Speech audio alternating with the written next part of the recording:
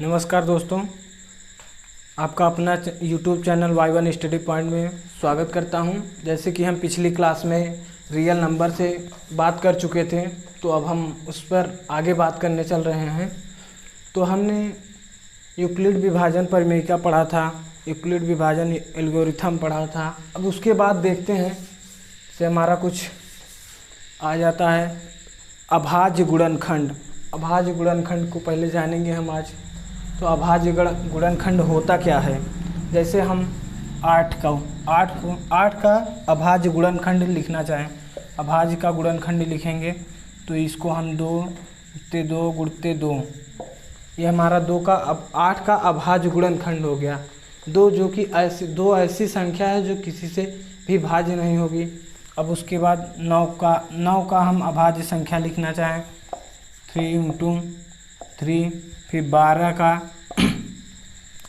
12 को हम लिख सकते हैं 2 गुणते × 3, 2 दूनी 4 × 3।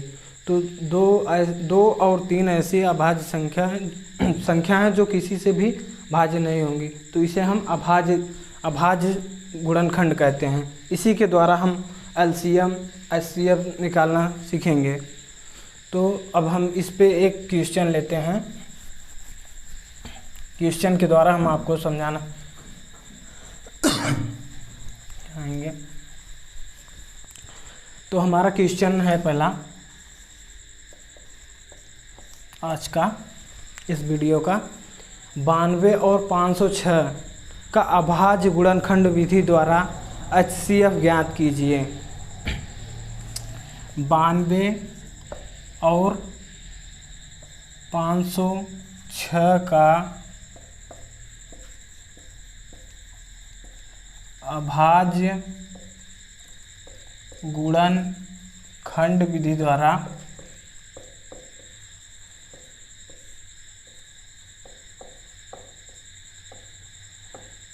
HCF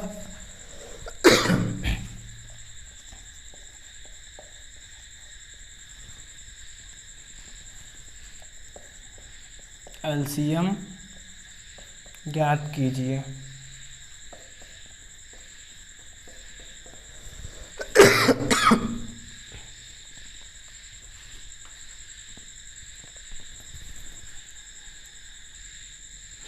तो जैसा कि हम देखें क्वेश्चन, 92 और 506 का अभाज्य गुणनखंड विधि द्वारा HCF और LCM ज्ञात करना है हमें। तो हम 92 का अभाज्य गुणनखंड करते हैं। 92 पहले ये देखो 2 से कट जाएगी, सबसे छोटी संख्या से स्टार्ट करते हैं काटना। तो अब हम 2 से काटेंगे, 2 चौक 8, 1 बचा, फिर यहाँ 12 हुआ, 6 बार गया 12। अब फिर 2 से, 2 दूनी 4, 2 तिहाई 6। अब 23 अभाज्य संख्या, इसलिए 23 को हम 23 से ही काटेंगे 1। अब ये आ गया। अब हम ऐसे 506 को करेंगे। 506 अब 2 से चेक करेंगे सबसे छोटी संख्या, 2 दूनी 4, 1 बचा, यहाँ 10 हुआ, 2 पंचे 10, अब 6 बचा, 2 तिहाई 6। फिर इसी प्रकार से अब ये 2 से काटेंगे, 2 से नहीं कटेगा। फिर चेक करेंगे 3 से भी 3 और 24 13 नहीं कटेगा। 5 से कटेगा ही नहीं। 7 त्रिक 21 नहीं कटेगा। फिर 9 से, 9 दूनी 18, यहाँ 7 बचा, 73 नहीं कटेगा। फिर 11 से चेक करते हैं, 11 दूना 22, 3 बचा 33, 11 से कट जाएगा। 11 दूना 22, 25 में से 22 घटाएंगे, 3 बचा, 3 यहाँ 33 हुआ, 11 तियाँ 33। फिर यहाँ 23 आ गई हमारी वैल्यू 23। तो अब 23 अभाज्य संख्या है, 23 को हम 23 से ही काटेंगे, 1 आ। अब देखेंगे हमारा HCF होता क्या है। HCF होता है हाईएस्ट कॉमन फैक्टर, जो हमारा हाईएस्ट कॉमन फैक्टर होगा वही हमारा HCF होगा। HCF बराबर, अब जैसे हम 92 को यहाँ लिख सकते हैं 2 × 23। इसी प्रकार से हम 506 को लिख सकते हैं 2 × 11 × 23। अब हम HCF का मतलब हाईएस्ट कॉमन फैक्टर होता है। इसमें कॉमन फैक्टर क्या है, ये 2 है और ये हमारी 23। ऐसी दो वैल्यू हैं जो हमारी दोनों में कॉमन है, तो हम कॉमन वैल्यू को HCF को यहाँ लिख लेंगे 2 × 23। 2 और 23 को कॉमन कर लेंगे। अब 23 दूना 46, HCF की वैल्यू हमारी आ गई 46। अब यहाँ से हम LCM चेक करेंगे। LCM जो होती है हमारी हाईएस्ट वैल्यू,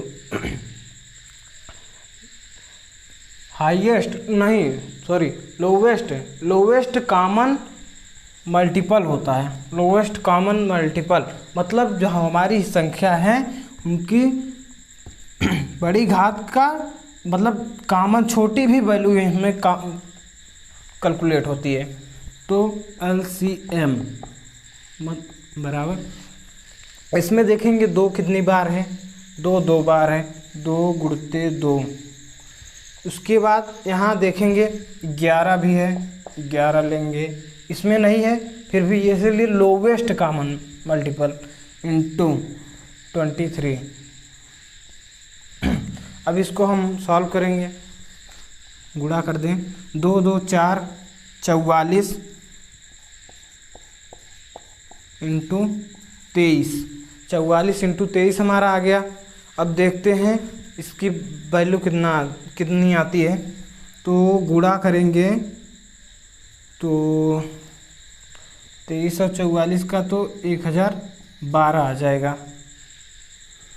तो अब आगे हम चलते हैं, नेक्स्ट क्वेश्चन को देखते हैं। से आपको ये समझ में आ गया होगा, इसके द्वारा हम कॉमन फैक्टर मतलब अभाज्य गुणनखंड करते हैं। अभाज्य गुणनखंड करेंगे, उसके बाद इसमें देखेंगे HCF में जो हमारी कॉमन वैल्यू होगी, हाईएस्ट कॉमन फैक्टर होगा, जो इसमें सबसे ज़्यादा कॉमन फैक्टर होगा उसी को हम लेंगे। जैसे हमारे इसमें 2 था, 1 ही बार था, तो 1 ही बार जो कॉमन वैल्यू होगी, इसमें हमारी जो नॉन कॉमन वैल्यू होगी, जैसे इसमें 2 1 ही बार है, लेकिन हम यहाँ 2 बार है तो मैक्सिमम वैल्यू को जो कॉमन होगी वो लेंगे। 2 इसमें है, 2 लेंगे 2 बार, उसके बाद 23 लेंगे, फिर 11 लेंगे। समझ गए? अब चलिए हम आगे दूसरे नेक्स्ट क्वेश्चन पे बात करते हैं।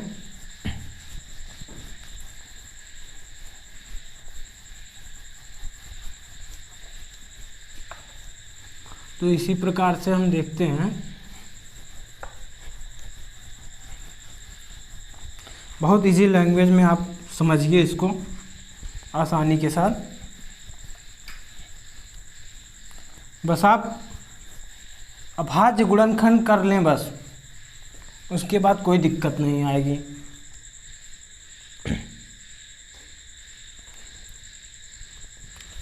अभाज्य गुणनखंड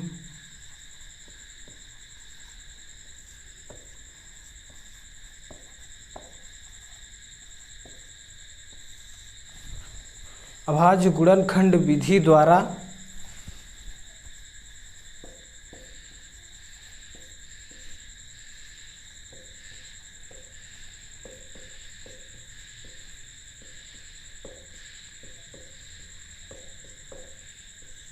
निम्नलिखित पूर्णांकों के HCF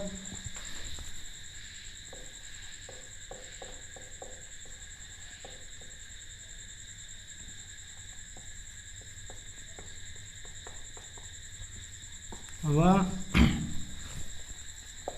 LCM ज्ञात कीजिए।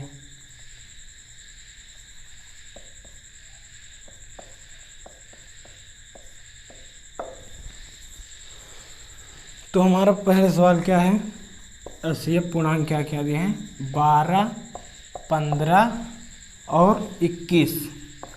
ये हमारा सवाल है। 12, 15, 21 का अभाज्य गुणनखंड विधि द्वारा निम्नलिखित पूर्णांकों के एचसीएफ व एलसीएम ज्ञात कीजिए। अब हम इनका अभाज्य गुणनखंड करते हैं। से 12 का, अब 12 का अभाज्य गुणनखंड,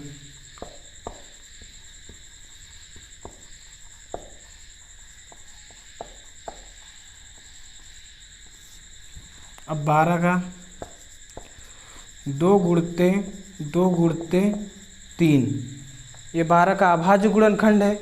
अब आप यहाँ से देख लीजिए 12 का अभाज्य गुणनखंड, आराम से कीजिए, कोई दिक्कत नहीं।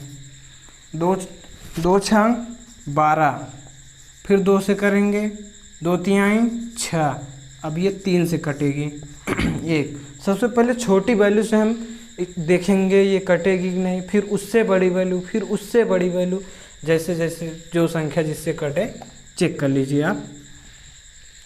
इसके बाद अब देखेंगे 15 को हम लिख सकते हैं 3 गुणते 5। अब देखेंगे 15 इस तरफ देख लेते हैं, 2 से चेक करेंगे, 2 से नहीं कटेगा, विषम संख्या है। फिर 3 से चेक करेंगे, 3 पचे 15, 5 बार गया। फिर यहाँ देखेंगे 3 से नहीं कटेगा, 5 से, 5 का नाम 5, तो लिख दिए। अब इसी प्रकार से हम 21 का अभाज्य गुणनखंड लिखेंगे। अब यहाँ 21 का देखेंगे, 2 से नहीं कटेगा, 3 से, 3 सते 21, फिर 7 कन्नम 7, इसका 21 का अभाज्य गुणनखंड हमारा हो गया 3 से 7। अब आ गया है। अब इसमें अब हम एचसीएफ देखेंगे इसका एचसीएफ जो होगा, हाईएस्ट कॉमन वैल्यू होगी। इसमें 2 कॉमन नहीं है, बस ओनली 3 कॉमन है। एचसीएफ देखेंगे, एचसीएफ आपको हमने बताया ना, जो कॉमन वैल्यू होगी वही हमारा एचसीएफ होगा। तो इसका एचसीएफ 3 हो गया। अब इसका एलसीएम देखते हैं। एलसीएम जो होगा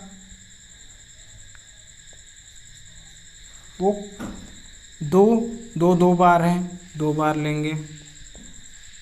फिर उसके बाद 3 1, फिर 5, फिर 7।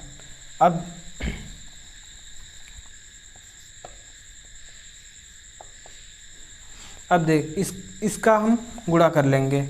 2 दूनी 4, 4 तिहाई 12, 12 पंचे 60, 60 सत्ते 42, 420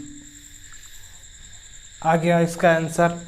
अब इसको हम एक तरीके से और देख सकते हैं। जैसे हमने आपको यूक्लिड विभाजन एल्गोरिथम पढ़ा था, उस विधि से भी देख सकते हैं। उस विधि से हमारा आसानी से हो जाएगा। जैसे 2 संख्याएं हैं, 2 संख्याओं में यूक्लिड विभाजन प्रमेयिका में क्या देखे थे, जैसे 12 और 15 को पहले हम दो ही संख्या का कर सकते हैं। तो यहाँ इसमें जो बड़ी संख्या होगी उसमें हम छोटी संख्या से भाग करेंगे। ये 12 हो गई, ये 15, तो हम 12 से भाग करेंगे 15 में। ये कितनी बार जाएगा, 1 बार जाएगा। 12 का नाम 12।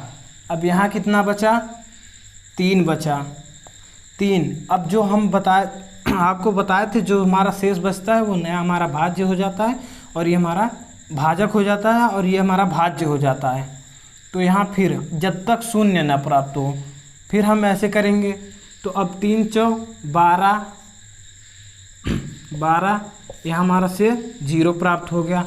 अब इसी प्रकार से अब हम 15 और 21 का करेंगे। 15 और 21 का, बड़ी संख्या हमारी कितनी है, 21।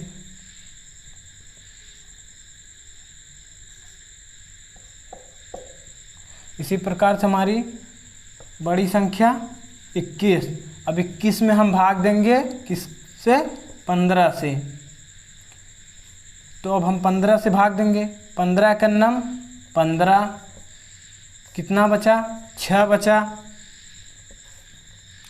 फिर हम यहाँ 15 लेंगे। नया हमारा भाजक जो हो गया 6 भाज 15 हो गया। 6 दूनी 12, हमारा यहाँ कितना बचा? 3। फिर हमारा नया भाज्य क्या होगा? 6। 3 दूना 6, यहाँ शेषफल कितना? 0। जो हमारी वैल्यू पे शेषफल 0 होगा भाजक पे, उस वही वैल्यू हमारी HCF कहलाएगी। तो हमारा HCF आसानी से देख लेंगे। यहाँ 3 प्राप्त हो गया। तो आप बड़े बड़े सवालों में जब अभाज्य गुणनखंड करेंगे, जब से आसानी से इस विधि से हम उसका HCF निकाल सकते हैं। तो आइए नेक्स्ट क्वेश्चन को देखते हैं।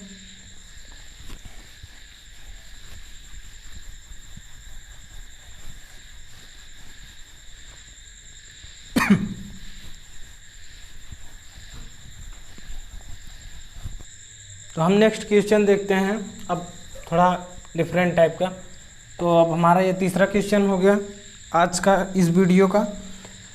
तो हमारा नेक्स्ट क्वेश्चन क्या है? HCF जो हमारा दो संख्याएं हैं 306 और 657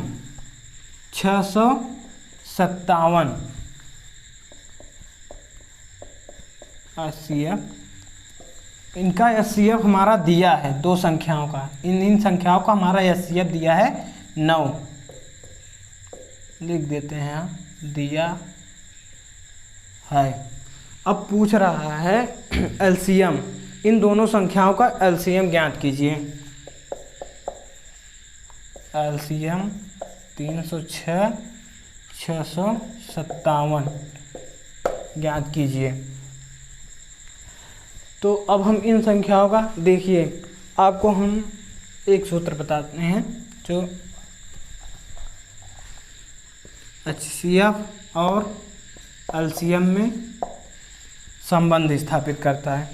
HCF into LCM equal to होता है दोनों संख्याओं का गुणनफल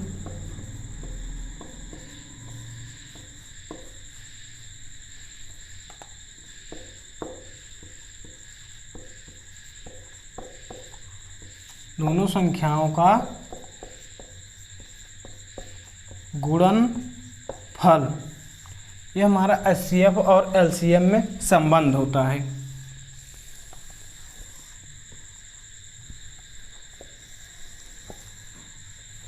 अब हम LCM बराबर करेंगे तो HCF हमारा नीचे आ जाएगा। यही हम फार्मूला यूज करके निकालेंगे। तो हमारा LCM बराबर पूछ रहा है हमारा, तो हम दोनों संख्याओं का गुणनफल 306 इंटू 657 अपान HCF हमारा 9 दिया है। अब यहाँ से हम भाग कर देंगे 9 का, 9 त्रिक 27 हो गया और 9 चौक 36, यहाँ हमारा 3 बचा था, 36 हो गया। अब इसका हम गुणा कर देंगे। LCM बराबर 34 इंटू 657। अब इसको हम 30 मान लेते हैं। 7 त्रिक 21, गुणा करने का आसान तरीका 7 त्रिक 21 यानी 210, और उसके बाद 4 से 28 जोड़ देंगे, कितना हुआ? 238। तो हम यहाँ 8 लिख लेंगे, इस तरफ लिखते हैं 8 लिख लेंगे। अब बचा हमारा कितना? 22 हासिल हुआ। अब फिर 5 आए 15 मतलब 150, 4 पंचे 20, 170 और 22, 92 हुआ। 92 का है 2, हासिल लगा 19। अब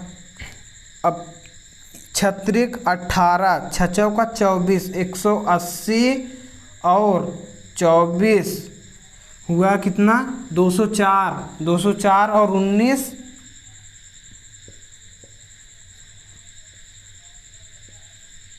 223,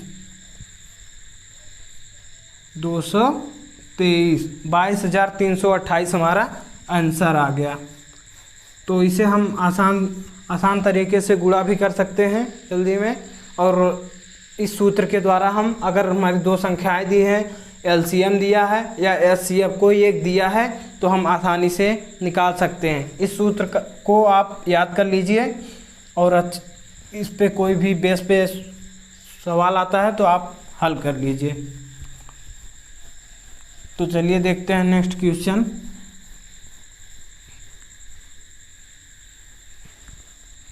अगर आपको अभाज्य गुणनखंड विधि कहे तभी आप अभाज्य गुणनखंड विधि का प्रयोग करिए, वरना आप भाग विधि या गुणा विधि किसी का प्रयोग करके आसानी से निकाल सकते हैं। ज़रूरी नहीं कि आप अभाज्य गुणनखंड विधि द्वारा ही करें। हाँ, अगर आपको नहीं आ रहा है तो आप अभाज्य गुणनखंड विधि द्वारा कर सकते हैं। अब हम थोड़ा टफ क्वेश्चन लेते हैं, अच्छा क्वेश्चन जो आपके एग्ज़ाम में अक्सर पूछा जाता है। देखते हैं।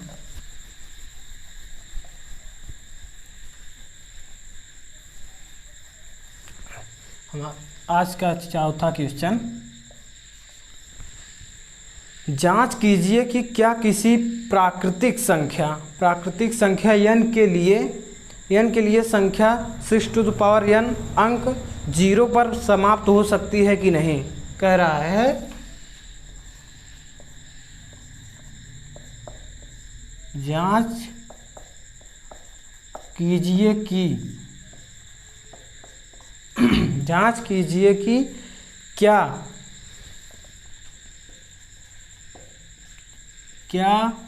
किसी प्राकृतिक संख्या n के लिए 6n अंक, ये 6n अंक जो है वह अंक 0 पर समाप्त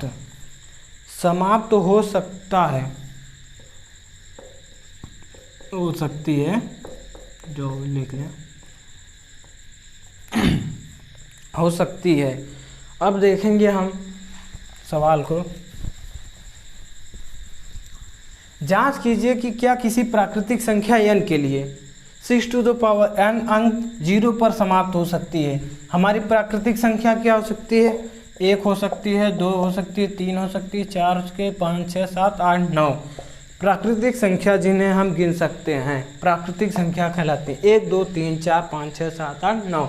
अब यहाँ पर हम देखते हैं 6n कह रहा है 6n जो अंक है ये 0 पर समाप्त हो सकता है। मान लीजिए आप सिर्फ n का पावर 1 ले लिए, प्राकृतिक संख्या 1 2 3 4 5 6 7 कोई भी संख्या ले लिए। अब कह रहा है यह 0 पर समाप्त हो, तो मान लो हम कोई भी संख्या ले लिए, इसका वर रहा लास्ट में 0 अंक आ गया। अगर ये अंक 0 है, अगर इसको हम कोई भी घात रखते हैं, यहाँ 0 आ जाती है लास्ट में इस वैल्यू में, तो ये 0 आ गई तो फिक्स है कि ये 5 से विभाज्य होगी। 5 से विभाज्य होगी, लास्ट में 0 आ गए तो ये 5 से विभाज्य होगी। अगर 0 आएगा तो फिक्स है 5 से विभाज्य होगी, जो कि प्राइम फैक्टर होगा। तो अब देखते हैं हम, जो ये 6n है, तो ये 6n है, तो 6 का जो हमारा फैक्टर होगा वो 2 और 3 ही हो सकता है। 2 और 3 ही हो सकता है। तो 2 और 3 हो सकता है, तो ये 5 से भाज्य कहाँ से हो गई?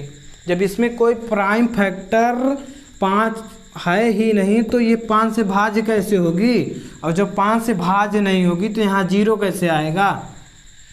वैसे आप कहीं भी कोई भी मान रख कर यहाँ देख लीजिए, 6 ऐसी संख्या है कि इस पर कोई भी घात रखिए, 1 2 3 4 5 6, इसके लास्ट में जो अंक आएगा उसमें 6 ही आएगा। तो अतः हम लिख सकते हैं कि 6 टू द पावर n का अभाज्य गुणनखंड 2 और 3 है, इसलिए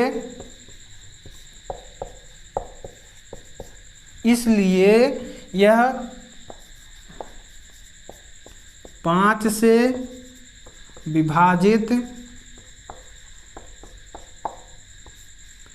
5 का लिखो 5 का अभाज्य गुणनखंड नहीं हो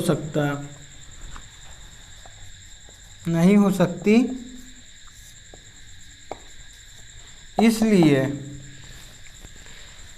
इसलिए 6 टू द पावर n की कोई वैल्यू, कोई मान 0 पर समाप्त नहीं होगा। ऐसे सवाल आपके एग्जाम में पूछे जाते हैं अक्सर, तो आपको ये समझ में आ गया होगा। देख लेते हैं एक बार फिर से। जांच कीजिए कि क्या किसी प्राकृतिक संख्या n के लिए 6 टू द पावर n जो अंक है वह 0 पर समाप्त हो सकता है कि नहीं। हमें यह सिद्ध करना है कि 6 टू द पावर n है जो किसी प्राकृतिक संख्या के लिए 0 पर समाप्त हो सकता है कि नहीं। अब देखते हैं 6 टू द पावर n है जो, अब इसका n की वैल्यू हम 1 2 3 प्राकृतिक संख्या रख सकते हैं। अब हम इसका अगर कह रहा है कि 0 पर समाप्त हो जाए, अगर 0 पर ये वैल्यू हम कुछ भी रखते हैं n का मान, अगर 0 पर आ जाती है लास्ट में तो ये 5 से भाज्य होगी। अगर भाई 0 है तो बेसिक सब जानते हैं कि 5 से भाज्य होगी। तो अब ये 6 टू द पावर n है वैल्यू, हम इसका अभाज्य गुणनखंड करेंगे। अभाज्य गुणनखंड करेंगे तो हमारा ये अभाज्य गुणनखंड 2 और 3 प्राप्त होगा, इसलिए 2 3 प्राप्त होगा, इसलिए यह 5 से भाज्य नहीं होगी, यह 5 के भाज्य गुणनखंड नहीं हो सकती है। इसलिए 6 टू द पावर n की कोई भी मान जो हमारी वैल्यू प्राप्त होगी वह 0 पर समाप्त नहीं होगी। समझ में आ गया? अब देखते हैं अगला नेक्स्ट क्वेश्चन। हम ऐसे क्वेश्चन आपके एग्जाम में बेसिक पूछे जाते हैं, तो अब ऐसा क्वेश्चन आए तो आप लोग कर सकते हैं। देखते हैं नेक्स्ट क्वेश्चन। हमारा नेक्स्ट क्वेश्चन है, सिद्ध कीजिए कि। ऐसे क्वेश्चन आपके एग्जाम में जो बताने जा रहे हैं अब हम 2 3 नंबर में पूछे जाते हैं अक्सर। सिद्ध कीजिए कि 3 + 2√5 एक अपरिमेय संख्या है।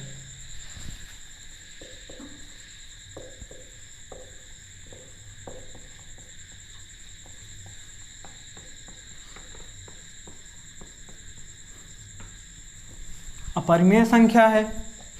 ऐसे सवालों में हम सिद्ध करना है, जैसे हमें 3 + 2√5 एक अपरिमेय संख्या है, तो हम यहाँ जस्ट विपरीत करते हैं। पहले हमें सिद्ध करने के लिए यह अपरिमेय संख्या है, हम इसको परिमेय संख्या मान लेते हैं। माना, इसका हम जस्ट विपरीत कर दें, मान लेते हैं ये परिमेय संख्या है। माना 3 + 2√5 जो है हमारा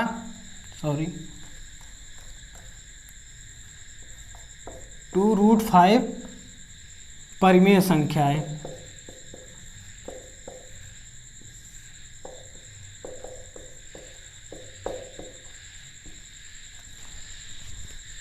3+2√5 जो है हमारी एक परिमेय संख्या है। अब परिमेय संख्या है तो इसे हमें p/q के रूप में होना चाहिए। तो अब हम इसे इसके बराबर दिखा देते हैं 5। अब इसको हम किस रूप में दिखा सकते हैं, किस रूप में होना चाहिए, a/b मतलब p/q कहिए या a/q, जहाँ a हमारा, जहाँ a और b,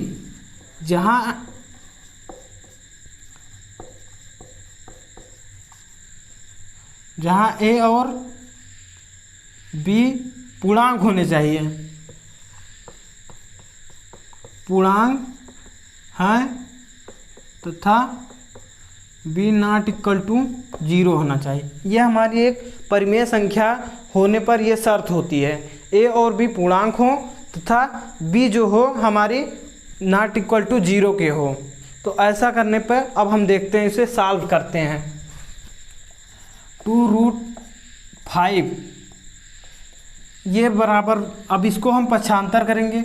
जब ये हमारे इस बराबर चिन्ह के उस पार जाएगा तो माइनस हो जाएगा, a/b -3। अब इस वैल्यू को हम जो 2 है रूट उस तरफ करेंगे, बॉर्डर उस तरफ मतलब पाकिस्तान पार। अब यहाँ से जाएंगे तो हिंदू से आप मुस्लिम हो जाएंगे, ऐसे समझ लीजिए। a/b यहाँ भाग में चला जाएगा, -3/2। अब जो हमारी वैल्यू है, वैल्यू a और b है, यहाँ से देख लीजिए पूर्णांक के रूप में दिख रही है, और ये भी वैल्यू हमारी पूर्णांक है और ≠ 0 है। तो अतः ये हमारी जो संख्या है ये परिमेय संख्या है। ये हमारी जो वैल्यू प्राप्त होगी ये हमारी परिमेय संख्या। अतः इसलिए a और b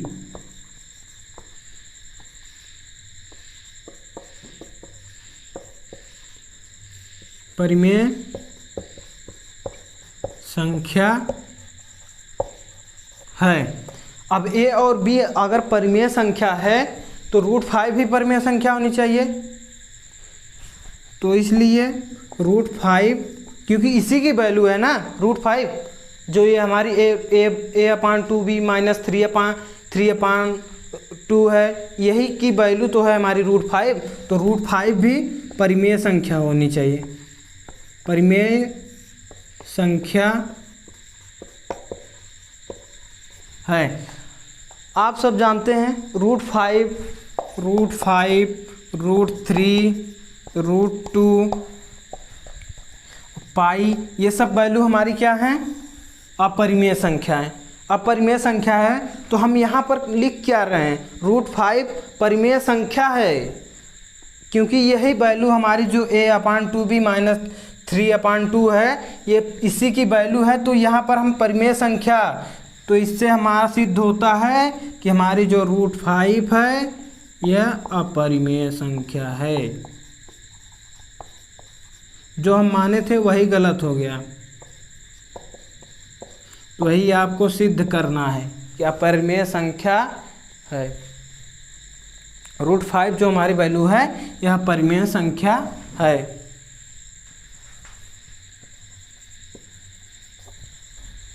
तो दोस्तों आपको समझ में आ गया होगा ना, समझ में आया, कोई भी दिक्कत हो कमेंट बॉक्स में कमेंट करें। इसे हम फिर से एक बार समझा दे रहे हैं आपको, देखते हैं क्या क्या किए हैं। सिद्ध कीजिए कि 3+2√5 एक अपरिमेय संख्या है। ये कह रहा जो ये संख्या है हमारी एक अपरिमेय संख्या है, यही सिद्ध करना है। तो अब हम अगर ये अपरिमेय संख्या है तो हम इसको मान लेते हैं, मान लिए विपरीत, मान लो ये परिमेय संख्या है, इसको मान लेते हैं। अब मानेंगे तभी तो दिखाएंगे कि यह परिमेय संख्या है। मान लेते हैं हम ये परिमेय संख्या। अगर हमारा ये कथन गलत हो गया, ये परिमेय संख्या माने हैं 3+2√5, अगर हम मान लेते हैं ये परिमेय संख्या, अगर हम इसे दिखा देते हैं कि यह परिमेय संख्या है तो हमारा कथन सिद्ध हो जाएगा। तो अब हम इसे मान लेते हैं कि यह परिमेय संख्या है। अब यहाँ 3+2√5, अगर ये कोई भी संख्या परिमेय संख्या के रूप में होती है तो उसे हम p/q अर्थात इसके बराबर लिख सकते हैं।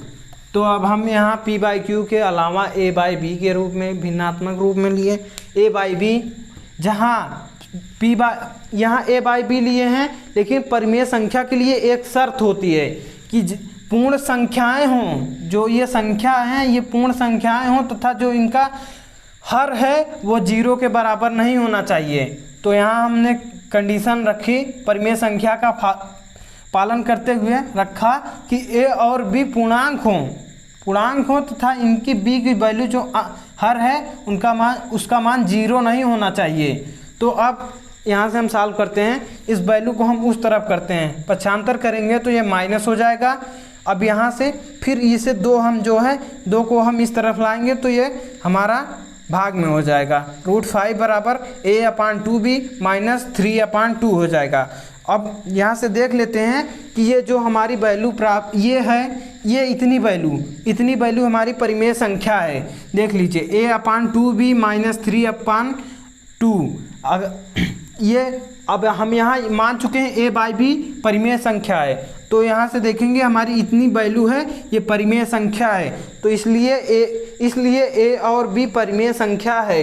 अब √5 जो हमारी, अगर ये वैल्यू परिमेय संख्या है तो ये भी वैल्यू परिमेय संख्या होगी, ये भी वैल्यू हमारी जो होगी परिमेय संख्या होगी, क्योंकि इसका मान है। अब √5 परिमेय संख्या है,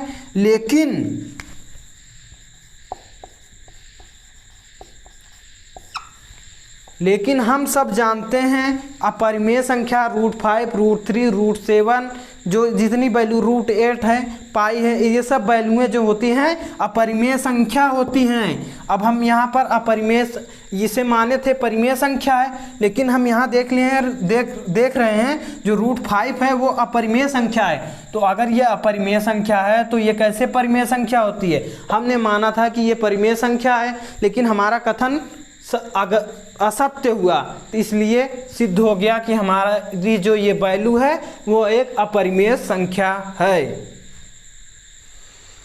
तो दोस्तों, आपको वीडियो अगर अच्छा लगा हो तो लाइक करें, शेयर करें और सब्सक्राइब करें।